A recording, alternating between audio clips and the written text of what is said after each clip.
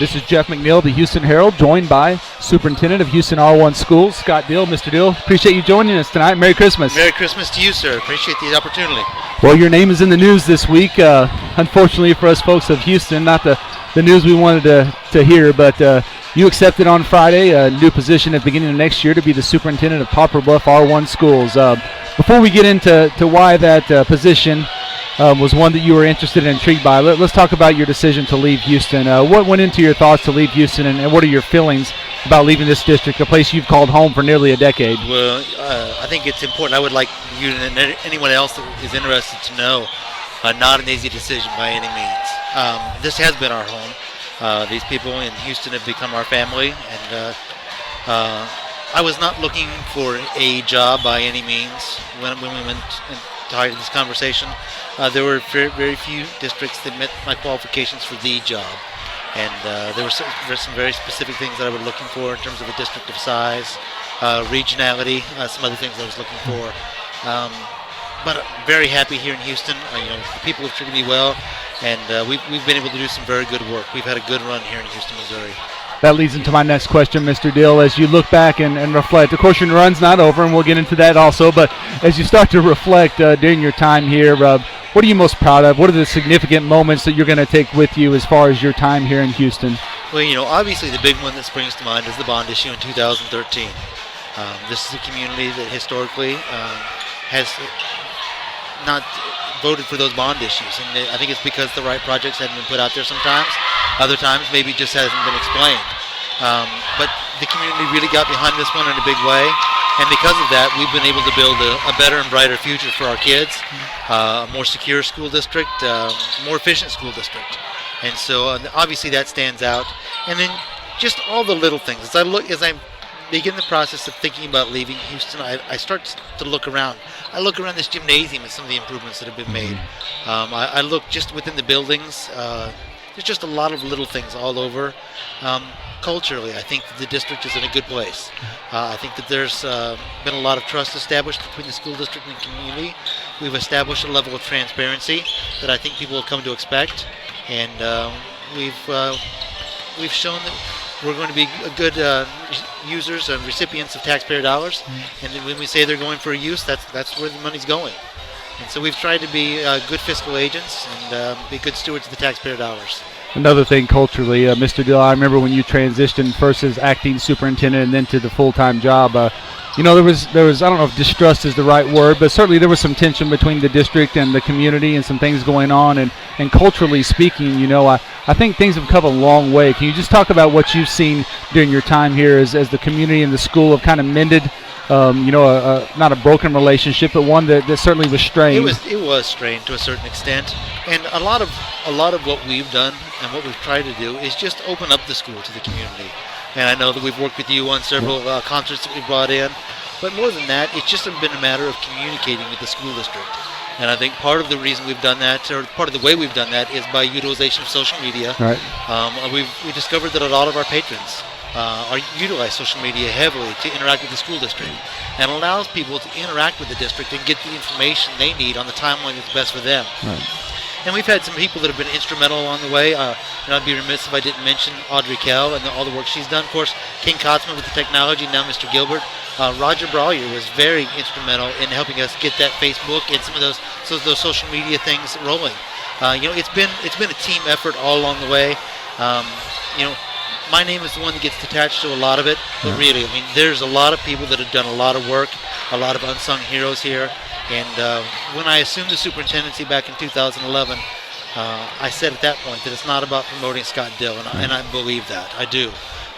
If I have achieved any notoriety or any honors along the way, it's because of the work that has been done by my teachers, my kids, and the support of the community.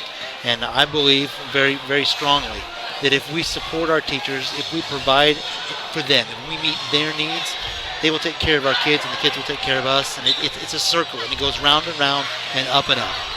Well, let's talk about this position that you've accepted, this new job you'll step into beginning July 1 at Poplar Bluff R-1 Schools. You said you weren't particularly looking for just any job. I know you said you're very happy and content here. So what was it specifically about this position and this opening in Poplar Bluff that was intriguing to you, and and ultimately helped you make this decision that you were going to accept it? Well, for one thing, the district is, in terms of the programs that they currently offer, it's very closely aligned to what I know here in Houston. They ascribe it to the philosophies of professional learning communities. They use a lot of the same softwares that we use, and so from a technical standpoint, I know where they're coming from because they too are a community of professional learners. I know that they will be focused on the needs of their students. I know that they were going to ask those tough questions, and so culturally, I knew it would be a good fit. Now, from their specific standpoint, right now, the APR is a little bit low, and the board has expressed some concerns with that. I've expressed to them there's no silver bullet on this. If I knew how to fix an APR, I'd go over the state telling people how to fix them, and that's all I would do. One of the big things is I discovered in myself during the bond campaign and then the ensuing construction that I really enjoyed that aspect of the superintendency. It's very challenging. It's very demanding. And right now, the Poplar Bluff School District is engaged in about $50 million of renovations. They're opening a new high school in the fall, major renovation in their middle school, junior high building, there's just a lot of irons in the fire. Their current superintendent is leaving on very good terms, and so I'm going to have the opportunity to work with him as he's exiting the district. I'm really excited about these opportunities there, and it will be very challenging. And then, of course, there's the opportunities not just for myself, personally and professionally, but for my own children. Houston has been good to us, but just because of the virtue of the size of the school, there are some increased course offerings. There's a little community college, not community college, but Three Rivers right there. Right. And so, there's some increased opportunities that I think will be good personally and professionally for both myself and my family. You've talked about your family. Talk about the conversations that you had with your wife, Amy, who's the director of the Exceptional Child Cooperative here, a former elementary principal. Of course, your daughters, who are a freshman and fifth grader, I believe. Talk about those conversations, because you've said, as we've talked in the days since you made this decision, that it certainly was a family decision to make this move. Well, it was, and our children recognize it, of course, because of the nature of our positions. Very likely, there will be some moves. One of the biggest considerations, of course, was Mrs. Dill. She has just assumed that spot at the cooperative, and from my perspective, as one of her supervisors and a member of her administrative team, it's difficult to change administrators after 1 year. And so we looked at that very carefully. And like I said, the situation, it had to have been specifically what we were looking for in order to upset our lives to this degree, as well as we know the impact that it will have on the Houston School District. And our hearts are still here. We'll continue to be here. We have a lot of good work still to accomplish in the months to come. And I want everyone to know that we will keep the pedal down and we will keep doing what is best for kids. And I will assist the school district and the board in any way that I can in finding my replacements, and we'll do whatever is necessary. And we will do what we have always done, which is whatever it takes. All right. I don't know if you've said all along that it's not about Scott Dill, and it never has been about you, which I think is one of the things that makes it so nice to have you in a leadership position. You're the face of the district. You're one of the faces of our community. Have you felt the love from the community? Because everywhere I go, everyone's so upset that Scott Dill is leaving. I've not heard one person to say, "All right, that guy's out of here." There's a lot of people that feel are giving you credit for where this district is now and some of the great things that have been accomplished. But have you felt the support from the community these last few days since you've announced the decision? It's been overwhelming, and of course, the job of a district or even a building administrator is not one of necessarily making people happy. My job is making tough choices to benefit kids on a daily basis, and that's what all administrators do. Even those people with whom I have had difficult conversations along the way have come to me, and we've had good talks. I told people when I started here as principal and then as superintendent that I was going to make everybody happy. And some of them were happy that I had the job. Some of them became happy while I was here, and some of them are going to be happy when I hit Poplar Bluff finally. And I respect that. That's the nature of the position. My job is to make tough choices and do what's best for kids. And I have tried to do that every day of my career, and that's how I sleep at night. Well, I just want to say publicly, Mr. Dill, that you have been a pleasure to work with. You've been so good to me, both personally and professionally.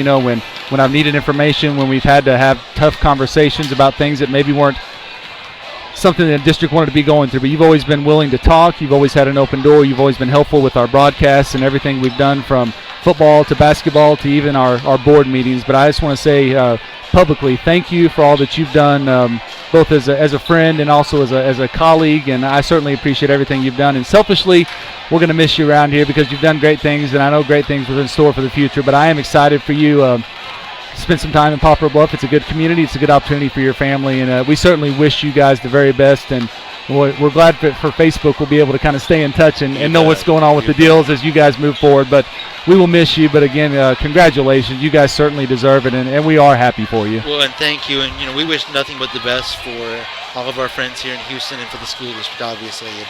The world's a small place. We will be back around. And so all right. We appreciate all the opportunities and the friendships that we've formed here. And it's been good, and I appreciate the opportunity to come talk with you this evening. Thank you, Mr. Dill. Appreciate it. Thank you, sir. Merry Christmas. God bless. Merry Christmas. That was Superintendent Scott Dill joining us. We certainly appreciate Mr. Dill. He's just been such a fantastic leader in our community and great person to work with, and I know that I am going to miss him, and a lot of people here in our community will as well.